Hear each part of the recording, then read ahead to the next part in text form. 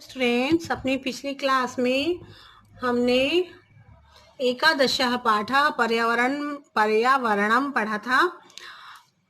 तो पर्यावरण के बारे में आपको भी सोचना चाहिए कि हमें किस तरह से पर्यावरण की रक्षा करनी चाहिए, किस तरह से हम पर्यावरण को सुरक्षित करें। तो चलिए इसके अभ्यास के प्रश्नों को देखते हैं। तो पहला प्रश्न है, अधोलिखितानां प्रश्नानां उत्तराणि संस्कृत भाषया लिखत। इसमें पहला प्रश्न है, प्रकृतेः प्रमुख तत्वानि कानि सन्ति। प्रकृति के प्रमुख तत्व कौन कौन से हैं? तो प्रकृतेः प्रमुख तत्वानि पृथ्वीं जलम तेजो वायुः आकाशश्च संति। तो ऐसा लिखना है आपको। प्रकृति के जो प्रमुख तत्व हैं कौन कौन से हैं? पृथ्वी, जल, तेज, तेज का अर्थात है प्रकाश, रोशनी, वायु और आकाश।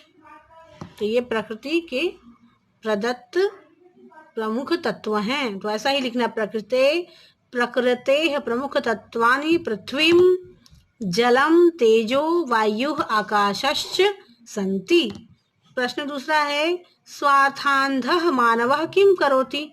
स्वार्थ में अंधा मानव क्या करता है? तो स्वार्थान्धः मानवः अद्य पर्यावरणम नाशयति। स्वार्थ में अंधा मानव क्या करता है? पर्यावरण का नाश करता है। लकड़ियों को काट काट कर बेचना, लकड़ियों के उपकरण बनाना, और इस तरह से वह पर्यावरण का नाश, स्वयं का नाश करता है। इस एक परोक्ष रूप से हम यह भी कह सकते हैं, पर्यावरण का जो रक्षा नहीं करता वो स्वयं का भी नाश करता है। प्रश्न तीसरा देखते हैं, पर्यावरणे विकृते जाते किं भवति। कि पर्यावरण अगर बिगड़ जाता है तो उसका परिणाम क्या होता है? पर्यावरणे विकृते विविधा रोगा भीषण समयाश्च जायन्ते। तो पर्यावरण के विकृति जब होती तो बहुत सारे रोग फैलते हैं और ये भयंकर समय जो है वो आ जाता है पर्यावरण के संतुलन बिगड़ने पर। पर्यावरण का संतुलन जब बिगड़ता है तो। प्रश्न चौथा है, अस्माभिः पर्यावरणस्य रक्षा कथं करणीया। कि हमको पर्यावरण की रक्षा हम कैसे कर सकते हैं? तो इसका आंसर है, अस्माभिः पर्यावरणस्य रक्षणीया तेन च पर्यावरणस्य रक्षा भविष्यन्ति। कि अगर हम पर्यावरण की रक्षा करेंगे तभी हम अपना भविष्य जो है वह सुरक्षित कर सकते हैं। हमें पर्यावरण की रक्षा क्यों करनी चाहिए है इसका प्रश्न। फिर है अगला प्रश्न, लोक रक्षा कथम संभवति।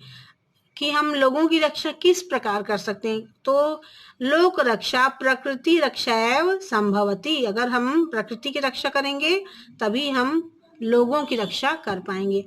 अगला प्रश्न देखिए, परिष्कृतम पर्यावरणम अस्मभ्यम किम किम ददाति।